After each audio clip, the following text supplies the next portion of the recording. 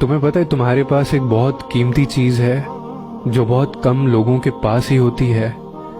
اللہ وہ چیز بس انہی کو دیتا ہے جنہیں پسند کرتا ہے اور اپنے قریب کرنا چاہتا ہے۔ پتہ ہے وہ کیا چیز ہے؟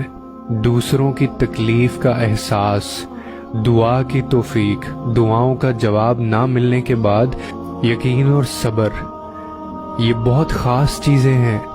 اگر تمہارے پاس ان میں سے کوئی ایک چیز بھی ہے تو تم بہت امیر ہو اور اللہ کے پسندیدہ ہو، کیونکہ اللہ پر یقین کرنے سے تو وہ بھی مل جاتا ہے جو آپ نے کبھی مانگا ہی نہیں ہوتا۔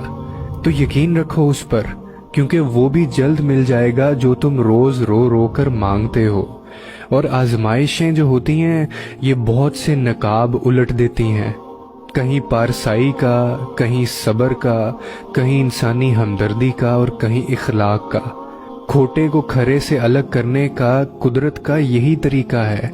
بس تم اپنے رب کے القادر ہونے پر یقین رکھنا، ایسا یقین جو آگ کو سلامتی والا بنا دے، ایسا یقین جو سمندر میں راستہ بنا دے، ایسا یقین جو مچھلی کے پیٹ میں جینے کی وجہ بن جائے۔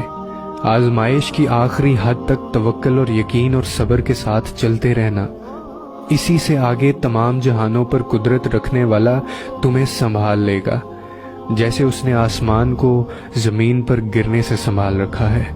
اور تم یہ بھی جانتے ہو کہ حضرت موسیٰ کے پیچھے فوج لگی ہوئی تھی، تب اللہ نے کیوں سمندر کو 2 حصوں میں بانٹ دیا؟